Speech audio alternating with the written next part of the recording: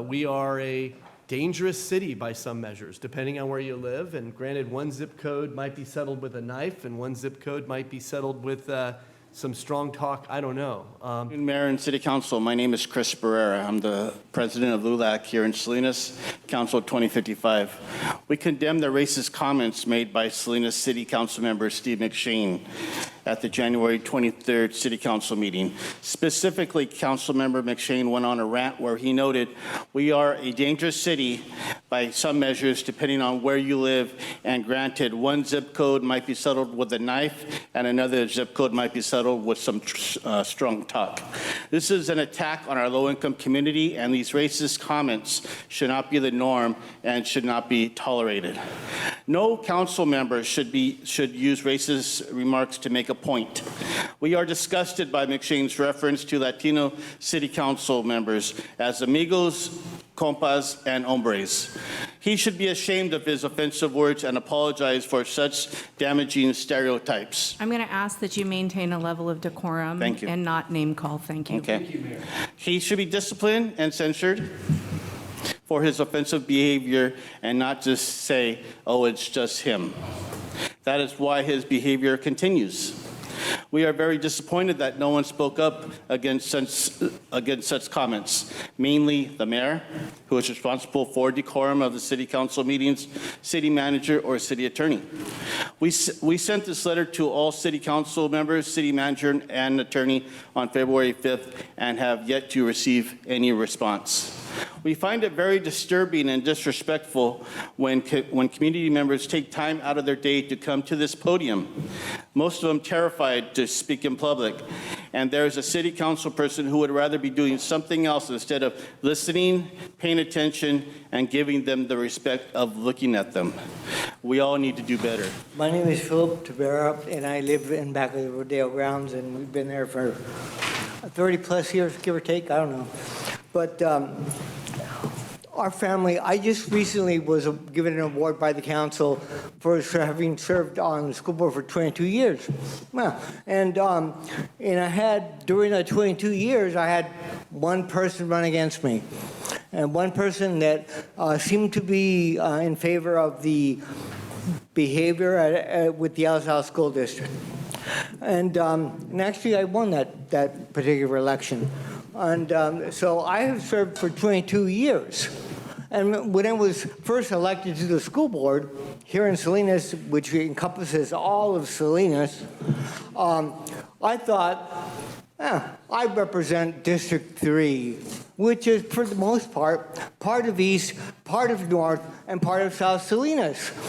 And I thought about it before, when I was coming in here, I was thinking, God, there's at least four of you that represent pieces of East Salinas. One of the things I do with my students at heart now, because I'm still teaching, is I talk about the concept of racialization, where you place a particular label on a particular group of people for whatever the reason. And typically it has to do with something that's punitive.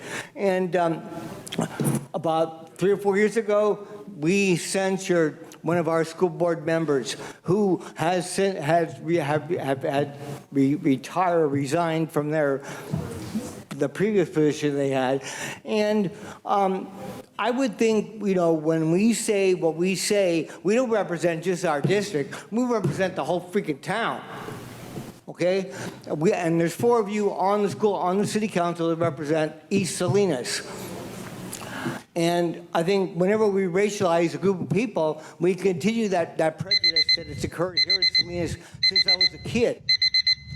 And our family has been here for over 100 years, by the way. Thank you. So I think I'm kind of qualified to talk. Thank you. My name is Claudia Melendez, proud resident of the 93905 District 4. My comments tonight are meant to represent just myself. Tonight I'm here because I am very, very upset with Councilmember McShane. What do you mean, Councilman, when you said depending on where you live, one zip code may be settled with a knife and one zip code may be settled with some strong talk? Did you mean maybe conflict? Do you mean that in areas where poor Latino people live, people settle disputes with knives? where more affluent whites live, disagreements are settled with strong talk? Is that what you mean? That's not what you said, but smart, educated Latinos have heard about dog whistle politics before. Dog whistle is used to invoke fears about minorities to push agendas. When politicians imply that Latinos are in dangerous parts of the city, settle their arguments with knives, what they're actually implying is that increased police presence is warranted. Is that what you were doing, Councilman? Comments like these perpetrate a problem that existed in this country for centuries, and that is the need that some politicians have to demonize people of color. In Salinas, the community of color is hardworking, invested in the present and future of our children. The most dangerous parts of the city you speak of are full of culture, of children who dance, folklorical plays, play sports, write poetry, and play music. The women and most dangerous parts of the city are farm workers who get up before the sun rises and go to bed after the sun sets so you can have food on your table. To describe them as people who settle scores with knives is misguided, disrespectful, and highly insulting. I honestly don't expect anybody to understand the damage that your comments cause, because that's how dog whistle politics work. Thank you for your Hello, time. my name is McGregor Eddie. I live in District 2, Mr. Barrera. I live in a house with a beautiful mural on the wall that some of you may know. I've lived in East Salinas since 1975. I came here to work for Cesar Chavez, and I have loved living where I live. I think that the problems in our city are not helped by Mr. McShane's remark, and I invite him to engage in a process of reconciliation and resolution so we can move forward. Because peace in our city begins in our city council and in our hearts. And if we can't talk to each other, and I know that this city council is hardworking and cares about this city, even though I may disagree with some of the approaches, we are blessed with not all cities have this. We're very lucky to have this city council. And I trust you, Mr. McShane, to make an appropriate healing action that will lead to a more peaceful, and I want to say, I lived here in the 80s and 90s. This city is so much more peaceful. So much progress has been made, and so many people have participated in it, and that remark is not only inappropriate, it's inaccurate. So you're welcome to come to my house, and I'll show you around. But please, Mr. McShane, take the responsibility of political leadership and engage in a healing process in which you acknowledge some part of the damage that has been done. Cortez Tax Services. The reason why I'm here today is because, like a lot of them, McShane, your underlying racist comment, I'm so embarrassed for you. And word is that you're going to run for mayor. I'd strongly recommend you do not do that, because I am going to make it to where everybody will know every little tiny thing about you, what you've done, what you haven't I'm done. gonna ask that Your you- words are so Ma'am. disrespectful. And let me just say Ma'am. this, Mayor, excuse I'm giving me. you- I'm giving All I you have to say is everybody else in the district that he was talking about, I'm embarrassed for you guys as well that you Ma'am, didn't this step is your up and second. defend I'm your going to ask district. that you maintain a level of decorum and you're not name calling, please. Keep your comments I've already said professional. what I had to say, and I've already heard you, and you use that to stop people from making people be accountable.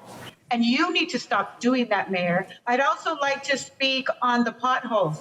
You guys, the woman just said right now, utilize people and train them. You guys have numerous times people going in telling you how they're supposed to be done, when they're not supposed to be done. And you guys are just putting Band-Aids. All of Davis Road, when you guys held up all that traffic in less than a year, that road is already getting destroyed again. You're wasting money and material and payroll, budget, and it's a waste. I don't know what Public Works is doing, but they're not doing their job.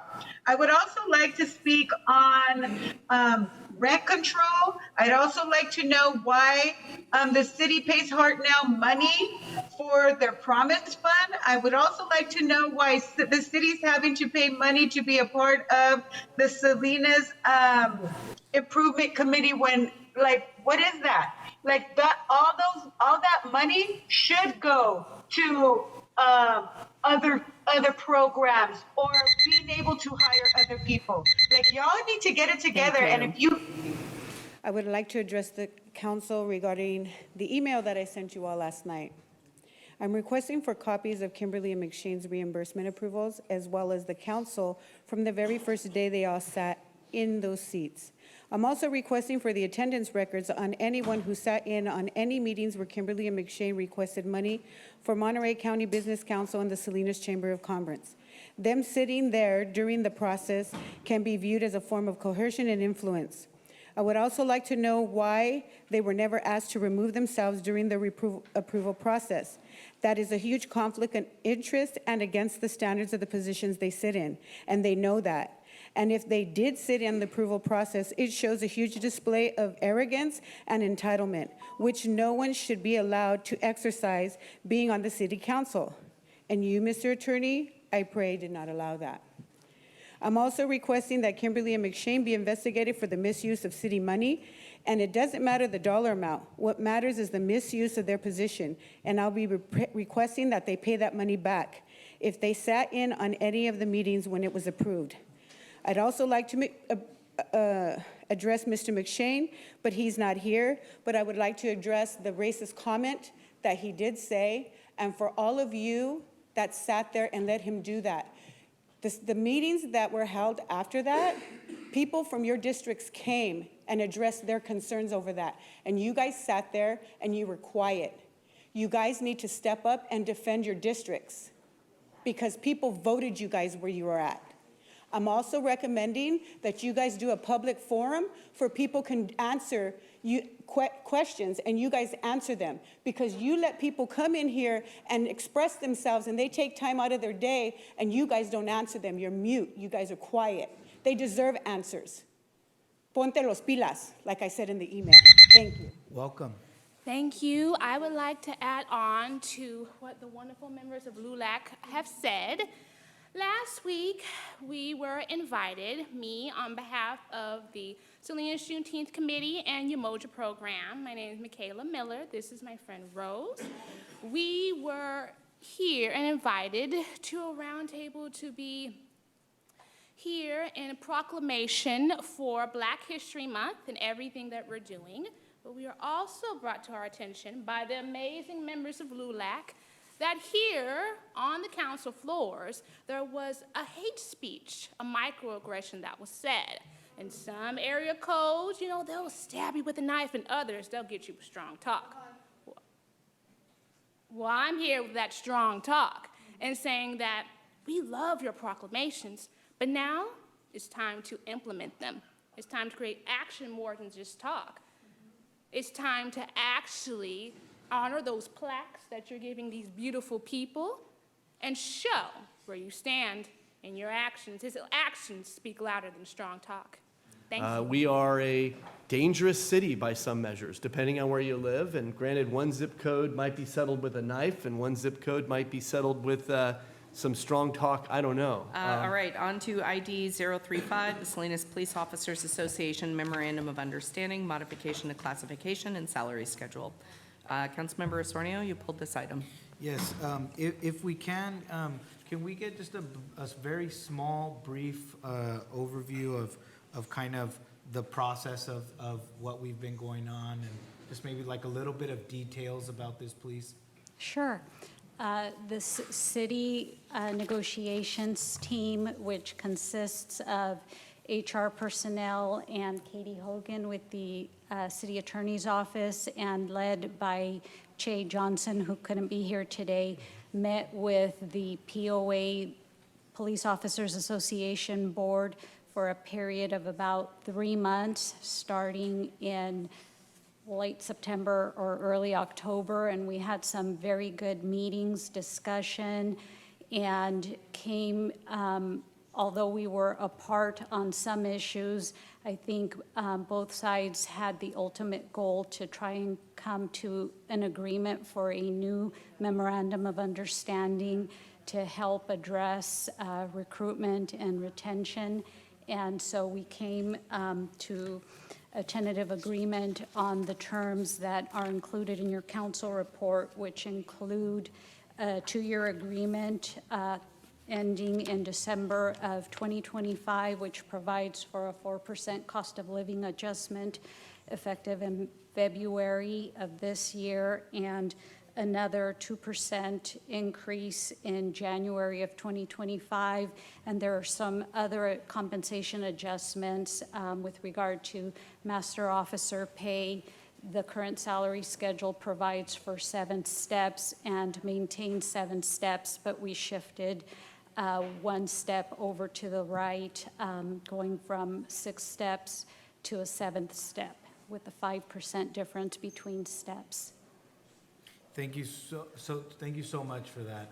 I think it's just to get the context of, we're about to start discussing it right now, and I think that was really good, and I didn't realize that. I knew that it was fast, and you guys did a phenomenal job on behalf of the city of Salinas. But 3 months is really, well, I mean, that was pretty quick in my opinion. I think it's record time for us. Yeah, so, and that shows obviously to the experience that you have and your department and our negotiators. So I just wanted to say thank you for that. So thank you for the explanation. But also, I wanted to use some time to speak about the process as a council member, and this is all related to the item here. And I just wanted to thank the SPOA. Also, within those 3 months, I had the opportunity to sit down with members of the police department, and there were great conversations, and you could really tell with the collaboration of how we were able to get this deal done. But we talked about recruitment efforts, and we also spoke about workload. We spoke about community events, and we spoke about community engagement opportunities. So for me, this was the first time that I was really a part of that, and I've got to say, I actually enjoyed it. It was a great opportunity to just have a conversation about the job and some of the things that the folks are seeing. But I also do understand the issue that we have with vacancies, and I know that there was a couple of council members that really were trying to get creative when it came to finding an incentive. And again, I just want to applaud your team and the work that you did with being able to come up with that incentive to be able to help with recruitment efforts. I know that there was also some discussion around supporting and this council supporting the police department. And I just want to identify there as well, as we were talking about the contract, it was really important to also show the support in ways of obviously the contract renewal, but also some of the things we've already done, like the different types of equipment, different types of technology and things like that. So I just wanted to say that I look forward to continuing in the support of our Salinas Police Department, obviously identifying that right now we are very short-staffed, and I believe that in how we were able to come to an agreement, this council really came together and really wanted to look for creative ways to be able to support the police department. And again, I just wanted to say thank you to you and to your team for really being a great representative of this council. Thank you. Thank you very much. And I'll just add that the Police Officers Association has a new president, and he and I have talked and will be continuing to work together to address Police Officer Association concerns and just work together to help address recruitment and retention.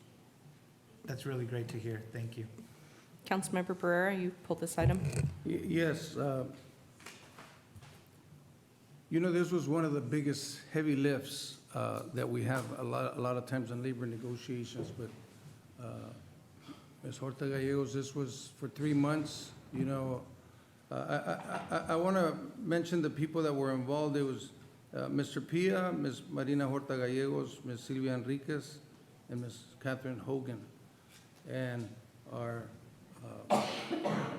attorney, Mr. Chris Callahan. You know, for several months, this council was criticized that we wanted to defund this police department, and that was further from the truth. And this will be a testament today. Thanks to the good work of President Chris Avila from the Salinas Police Officers Association and the SPOA board, they all work in a collaborative fashion. As a matter of fact, the president, who you're working very closely with, he and I spoke on the phone, and he appreciated what this council is doing, how we're supporting the police department, and at the same time, they're having their own internal issues that we need to be supportive of as well. I think morale is very important, it's critical. We all define morale in different ways, but I think when a person feels valued, I think they serve our public better. So that's one of our responsibilities. And I think, as I look at this, it shows a good testament of your good work, because I'll be honest with you, I've been here the longest, but I was very worried about this one. But it was so easy because it was a collaborative effort on the police department as well as us. Is it a perfect solution? No. But it's a workable solution where it shows that we appreciate the police department. And for somebody to say we're defunding them or we don't support them, that's far from the truth. But you know what? And just so the public can hear, every item that the police department has asked this council for, this council has been there for them as well. So I think as long as we keep that open dialogue, we'll continue. Thank you. And move to approve when we're ready. Second. Motion made by Councilmember Barrera, seconded by Councilmember Sandoval. We'll go on for comments. I heard it from both ends, so I'm taking Councilmember Sandoval's second. Thank you. Councilmember McShane, you pulled this item. Marina, thanks for the good news. To you, to the team in legal, to Jim, and to Chris and the folks at SPOA. It's good to see to an agreement before us. Make no doubt about it, we have a staffing problem. This is a good gesture, but we still don't have enough staff. In fact, I would say we have the lowest staffing in our police department that I've ever seen. There might be 8 officers out right now, maybe 9. When I came to Salinas, it was 11. I got involved because folks were shooting firearms on New Year's Eve. Operation Ceasefire, my council member, it might have been Gloria de la Rosa or maybe Maria Juriado, appointed me to the PCAC because bullets that got shot up in the air landed on my neighbor's car.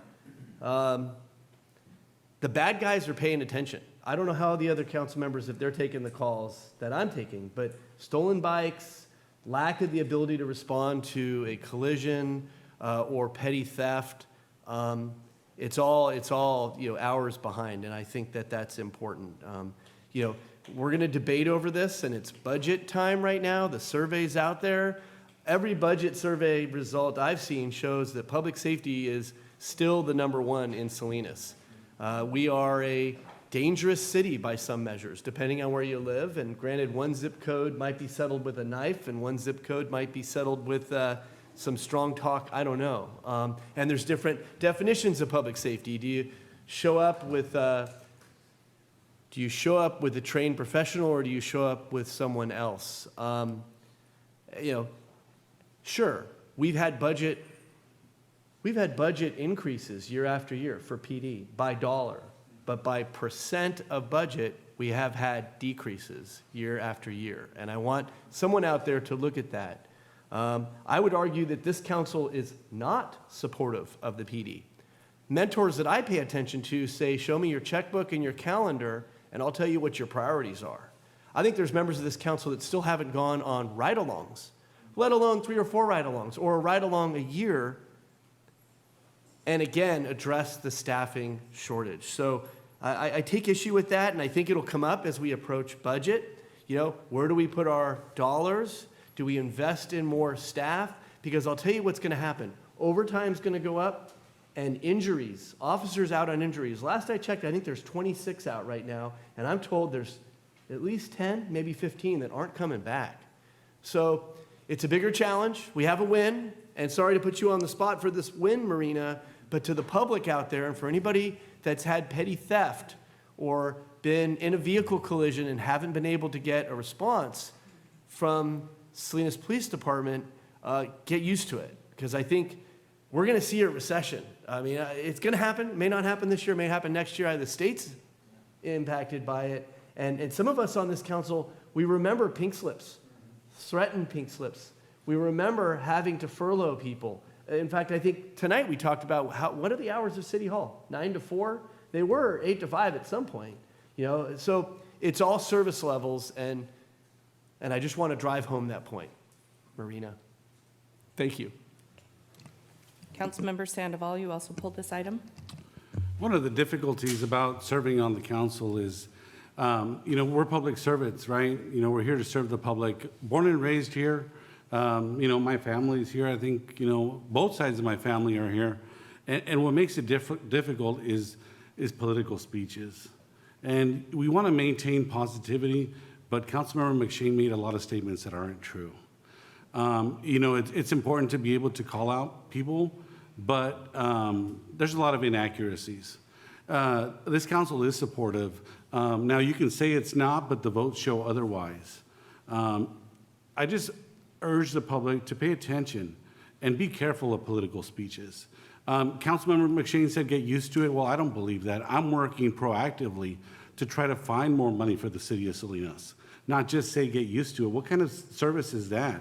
We should be here to help you find solutions, and that's what I'm doing. And with the support of our council, that's what we're going to continue doing. First and foremost, well, actually that's second. Our entire council, through this agreement with the Police Officers Association, is committed to our police officers who serve our residents. We are further hopeful that these successful negotiations will help retain officers in our community. The Memorandum of Understanding was agreed on by both parties, and for that I'm thankful. I personally want to thank all parties involved, and I have spoken directly with officers and have listened to their concerns and will continue to do so. I'm always open to that because they're our neighbors, their families live here. So we still have work to do. I'm not willing to throw in the towel like Councilmember McShane, and I want to encourage the city manager, the city attorney, human resources to continue to find ways to attract, recruit, and retain officers in our police department. And I look forward to some creative solutions so we can serve our community better. Thank you. I just remind council to please keep the comments on all sides professional. We are trying to work collaboratively together, and taking swipes at each other on the dais are not helpful. With that, I will just make the acknowledgement that the Salinas Police Officers Association Memorandum of Understanding, I'm very pleased that it's coming forward in a mutual agreement. I will acknowledge that one of the most recent statements that sort of has been flowing throughout this discussion is what the police budget is and what the police budget has been. I would just argue that the cost of any individual that is employed by the city of Salinas has gone up significantly over the last 5, 8, 10 years. Healthcare costs, retirement costs. It's not if you have $1 million in 2010 for 10 people that you're employing, and you have $1 million in 2024, it's not covering those same 10 people. It's covering more like 6 people. When I started in 2011, we had 187 officers, and Chief Featheroff at that time was pushing hard to get to 200 officers, and we're now down below 130. I want to just acknowledge that publicly. That's something that our public must know, is that we are at mission critical in terms of staffing. I think this MOU will be helpful in terms of retaining some of our older officers, but I still worry about the fact that we are a net negative 50 officers on the street in the last 15 years. Those are my comments, and I will call for the vote. Councilmember Barrera? Yes. Councilmember Gonzalez? Yes. Councilmember McShane? Yeah. Councilmember Osornio? Yes. Councilmember Sandoval? Yes. Mayor Craig? Yes. Motion passes. Thank you. We are a dangerous city by some measures, depending on where you live. And granted, one zip code might be settled with a knife, and one zip code might be settled with some strong talk. I don't know.